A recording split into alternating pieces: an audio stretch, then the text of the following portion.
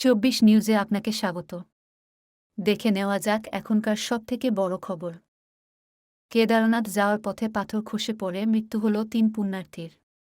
এই বছর বৃষ্টি ও প্রাকৃতিক দুর্যোগ উপেক্ষা করে সারা দেশ থেকে প্রচুর পুণ্যার্থী পৌঁছেছিলেন ৪ ধাম। তাদের প্রধান গন্তব্য ছিল কেদারনাথ, সেজন্য কেদারনাথে প্রচুর পুণ্যার্থী পৌঁছেছিলেন এই বছর। সেই কেদারনাথ যাওয়ার পথেই ঘটল মর্মান্তিক দুর্ঘটনা।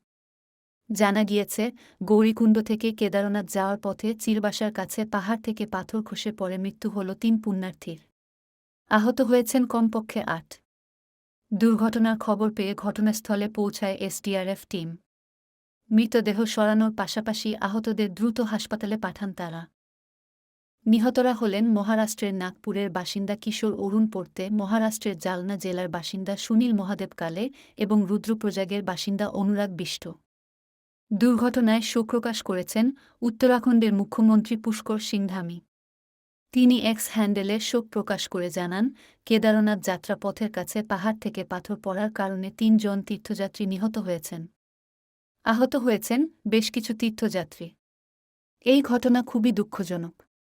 দুর্ঘটনাস্থলে ত্রাণ ও উদ্ধার কাজ চলছে, পুরো বিষয়টির দিকে নজর রাখা হয়েছে। দুর্ঘটনায় আহত ব্যক্তিদের দ্রুত উন্নত চিকিৎসা দেওয়ার নির্দেশ দেওয়া হয়েছে। ভগবান মৃত আত্মাদের পরম শান্তি দিক। আবহাওয়া দফতরের তরফে উত্তরাখণ্ডে রবি ও সোমবারের জন্য লাল সতর্কতা জারি করা হয়েছে। একাধিক জেলায় ভারী থেকে অতিভারী বৃষ্টির অ্যালার্টও দেওয়া হয়েছে। কিন্তু এই সতর্কবার্তা থাকা সত্ত্বেও পুণ্যার্থীদের কেন ওই রাস্তায় যেতে দেওয়ার অনুমতি দেওয়া হলো, সেই নিয়ে উঠছে প্রশ্ন।